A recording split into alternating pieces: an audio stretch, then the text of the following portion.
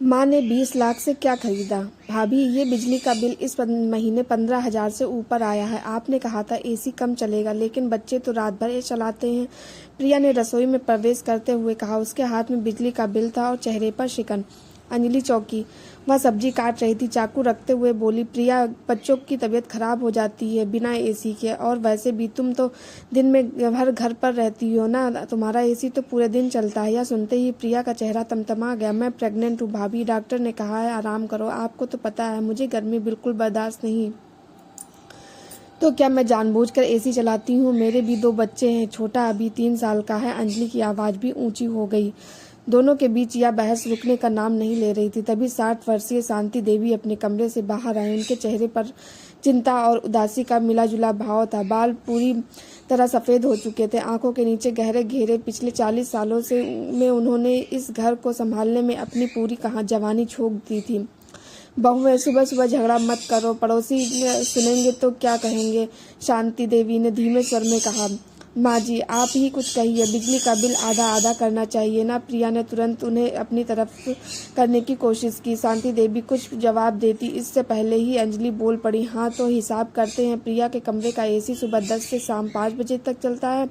मेरे कमरे का रात को 9 बजे से सुबह 5 बजे तक। बराबर का तो है ही। अरे मैं तो दिन में अकेली होती हूँ, आपके कमरे में तो पूरा परिवार इकट्ठा हो जाता है। शाम को टीवी भी चलता है, लाइट भी। प्रिया ने पलटवार किया। शांति देवी ने गहरी सांस ली। उनका बेटा रोहन यह सब सुन रहा था, लेकिन चुपचाप मोबाइल पर कुछ देखता रहा। दूसरा बेटा विकास, जो प्रिया का पति था, ऑफिस जा चुका था। शांति देवी ने रोहन की तरफ देखा, लेकिन उसने नजरें चुरा ली। सुनो, मैं एक बात कहूँ। शांति देवी ने हिम्मत जुटाई। दोनों बहुएं चुप हो गईं। शायद ही कभी माँ जी ने ऐसे स्वर में बात की थी। यह घर तुम्हारे ससुर जी ने बनवाया था। उनके जाते समय कहा था कि इस घर में मैं का हिस्सा हमेशा रहेगा। आज वो हिस्सा मैं मांग रही हूँ। उनकी आवाज़ भारी थी, लेकिन दृढ़ थी। अंजलि और प्रिया ने एक दूसरे की तरफ देखा। दोनों को पहली बार लगा कि माँ जी कुछ अलग कहने वाली हैं। शांति देवी ने अपनी साड़ी का पल्लू ठीक किया और सोफे पर बैठ गई। उन्होंने रोहन को आवाज़ दी, बेटा जरा पानी पिला देना। रोहन ने झट से पानी लाकर दिया। शांति देवी ने घूंट भरकर पानी पिया और बोली, देखो, मैं तुम दोनों से कुछ छिपाना नहीं चाहती। तुम्हारे बाबूजी ने मेरे नाम से एक एफडी कराई थी 15 साल पहले, जब वो बीमार थे। तब बोले थे कि शांति, ये तुम्हारी अपनी कमाई है, उस घर की जो तुमने सालों तक संभाला, बच्चों की परवरिश की, बड़ों की सेवा की। उस एफडी की रकम अब काफ़ी बढ़ गई है। दोनों बहुएं आश्चर्य से देख रही थी। उन्हें आज तक इस बारे में कुछ पता नहीं था। मैंने वो एफडी तुड़वा ली है, शांति देवी ने अगला वाक्य धीरे से कहा, लेकिन उसका असर बम जैसा हुआ। क्या मतलब? आपने बिना बताए इतने पैसे निकाल लिए? अंजलि चीख पड़ी। पैसे कहाँ गए? कितने थे? माँ जी, आपको पूछना चाहिए था। ये पैसे तो घर के हैं। प्रिया ने भी सुर मिलाया।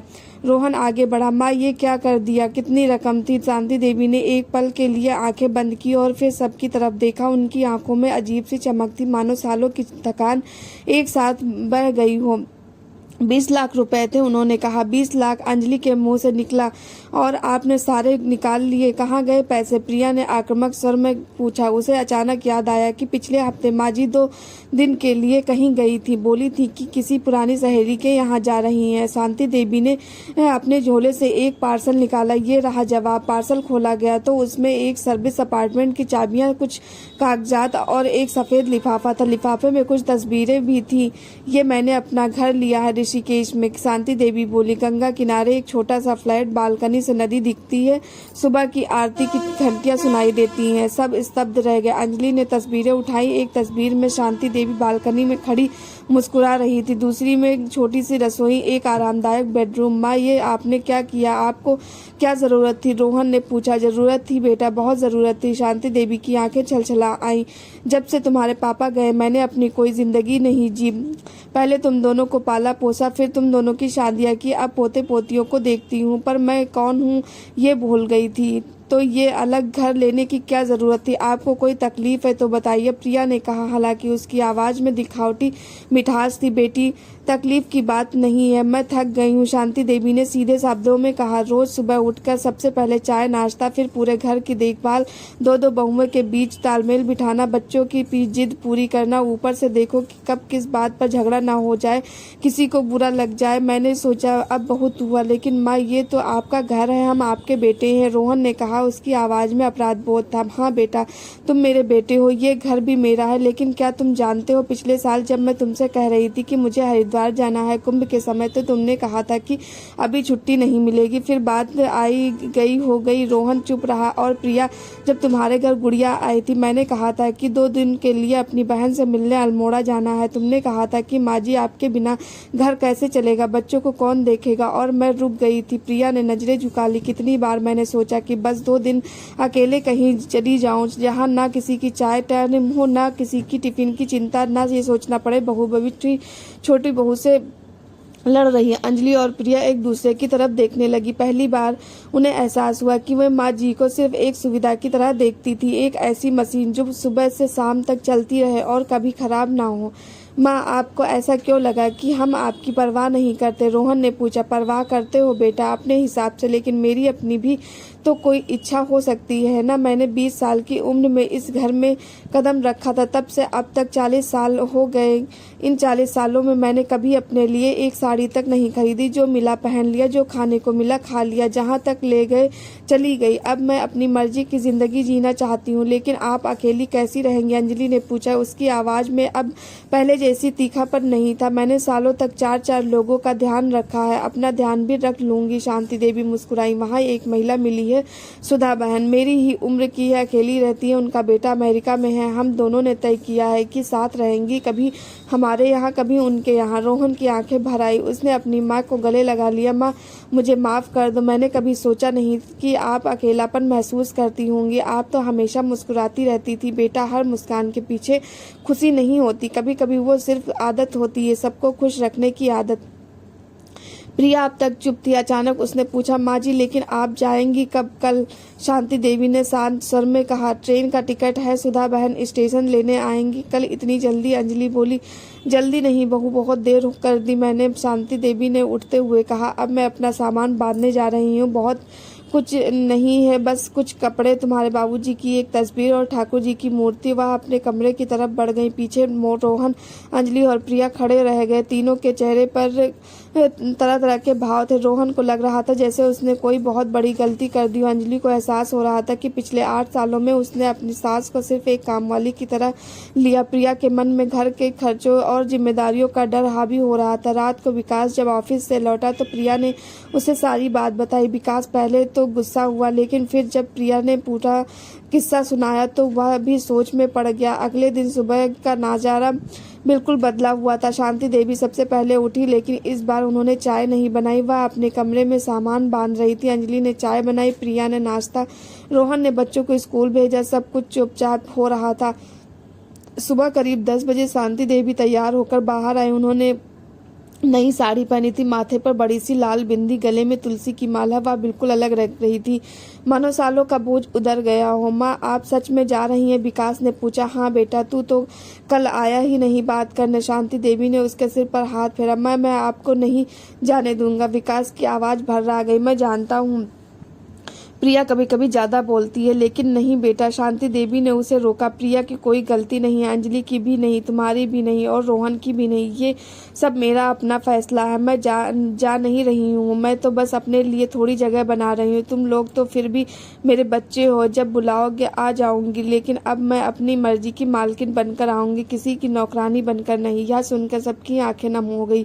रोहन ने कहा, माँ आपको जो करना है करो, लेकिन हर महीने हम आपसे मिलने आएंगे। हाँ माँ जी, हम बच्चों को लेकर आएंगे, अंजलि ने भी कहा। उसकी आंखों से आंसू बह रहे थे। और माँ जी, मुझे माफ कर दीजिए, मैंने कभी आपको समझा ही नहीं। शांति देवी ने अंजलि को पास बुलाया और गले लगा लिया। तू तो मेरी बड़ी बहू है, तुमसे कोई शिकायत नहीं, बस अब घर तू और प्रिया मिलकर संभालना, लड़ना मत, पैसों के लिए झगड़ा मत करना, सब कुछ मिल जाएगा, बस प्यार से रहना। प्रिया भी पास आई, उसकी आंखें भी गीली थी। माँ जी, आपके बिना घर सूना लगेगा। अरे अभी तो मैं जिंदा हूँ, मेरे जाने के बाद मत रोना, अभी तो खुश होने का वक्त है। शांति देवी हंस दी। उनकी हंसी में वह ठहराव था जो पिछले कई सालों से गायब था। दोपहर की स्टेशन पर सब मौजूद थे। रोहन और विकास ने माँ का सामान ट्रेन में रखा। शांति देवी अपनी सीट पर बैठ गई। खिड़की से बाहर झाँक कर सबको देखा। रोहन के बच्चे दौड़कर खिड़की के पास आए। दादी जल्दी आ जाना, हमें आपकी याद आएगी। आऊंगी बच्चों, तुम लोग अपनी मम्मी का ध्यान रखना। उन्होंने बच्चों के गाल छुए। ट्रेन में सीटी दी, पहिए खड़खड़ाए। धीरे धीरे डिब्बा खिसकने लगा। शांति देवी ने हाथ हिलाना। प्लेटफॉर्म पर खड़ा पूरा परिवार हाथ हिलाता रहा तब तक जब तक ट्रेन आंखों से ओझल नहीं हो गई। रोहन की आंखों से आंसू थे। विकास का गला रुंधा हुआ था। अंजलि और प्रिया एक दूसरे का हाथ थामे खड़ी थी। उन दोनों के बीच जो दूरी सालों में से थी आज पहली बार कम लग रही थी। भाभी चलो घर चलते हैं, प्रिया ने पहली बार बिना किसी सिकवे के कहा। हाँ चलो, आज मैं खाना बनाती हूँ, तुम आराम करो, अंजलि ने कहा। रोहन और विकास ने एक दूसरे की तरफ देखा। शायद माँ के जाने के बाद ही सही, लेकिन कुछ तो बदला था। इस घर में 3 महीने बीत गए। शांति देवी ऋषिकेश में पूरी तरह रच बस गई थी। सुबह गंगा किनारे टहलना, आरती में शामिल होना, कभी योग क्लास कराना, कभी सुधा बहन के साथ बाजार घूमना। उनकी सेहत के सुधार हुआ, चेहरे पर रौनक लौट आई थी। हर रविवार को वीडियो कॉल आती, तभी अंजलि करती, कभी प्रिया। बच्चे दादी को अपनी कहानियां सुनाते। रोहन और विकास बारी बारी से हर महीने मिलने आते, कभी अकेले कभी पूरे परिवार के साथ। एक दिन वीडियो कॉल पर अंजलि ने बताया कि उसने और प्रिया ने मिलकर एक छोटी सी बेकरी शुरू कर दी है। उन दोनों सुबह 4 घंटे काम करती हैं, बाकी समय घर और बच्चों को देती हैं। झगड़े बिल्कुल कम हो गए थे। शांति देवी ने सुना तो उनकी आंखें चमक उठी। देखो, मैंने कहा था ना, मिलकर रहोगी तो सब अच्छा होगा। हाँ माँ जी, आपने ठीक कहा था, बस एक बात का अफसोस है। प्रिया ने कहा। क्या? कि हमने आपको समझने में इतना वक्त लगा दिया और जब समझ आया तब आप हमें छोड़कर चली गई। पगली, मैं कहाँ छोड़कर गई हूँ? शांति देवी हंस पड़ी। मैं तो बस थोड़ी दूर हूँ, जब जरूरत होगी आ जाऊंगी। और अब तो तुम दोनों संभल गई हो, मुझे चिंता नहीं है। उस रात शांति देवी देर तक अपनी बालकनी में बैठी रही। दूर गंगा की लहरें चांदनी में चमक रही थी। आरती की घंटियों की आवाज हवा में तैर रही थी। उन्होंने अपने पति की तस्वीर की तरफ देखा और मुस्कुराई। सुनो जी, आपने कहा था ना कि माँ का हिस्सा इस घर में हमेशा रहेगा। मैंने वो हिस्सा आज ले लिया अपने लिए। अब मैं सिर्फ माँ नहीं हूँ, शांति भी हूँ। थोड़ी देर से सही, पर अपने आप को पहचान लिया। हवा का एक झोंका आया और शांति देवी के सफेद बालों को सहला गया। उन्होंने आंखें बंद की और गहरी सांस ली। यह पहली बार था जब वह पूरी तरह हल्का महसूस कर रही थी। ना कोई जिम्मेदारी का बोझ, ना किसी उम्मीद का दबाव, बस एक शांत सुकून भरी जिंदगी उनकी अपनी। अगली सुबह जब फोन की घंटी बजी तो दूसरी तरफ अंजलि थी। माँ जी, हाँ हम आ रहे हैं अगले हफ्ते सब लोग। प्रिया का कहना है कि इस बार हम सब साथ में घूमेंगे। आप हमें हरिद्वार और ऋषिकेश घुमाइएगा। जरूर बहू, सबको लेकर आना, शांति देवी ने खुशी से कहा। लेकिन एक शर्त पर। कौन सी? इस बार मेरी पसंद की जगह भी जाएंगे। मैं तय करूंगी कि कहाँ जाना है। जी बिल्कुल, जैसा आप कहें। अंजलि हंस पड़ी। शांति देवी ने फोन रखा और बाहर बालकनी में आ गई। सूरज की पहली किरणें गंगा के पानी पर सुनहरी चादर बिछा रही थी और नीचे सड़क पर कोई भजन गुनगुना रहा था। उन्होंने दोनों हाथ ऊपर उठाए, सूर्य को नमन किया और मुस्कुरा दिया। मुस्कान सच्ची थी, पूरी तरह उनकी अपनी।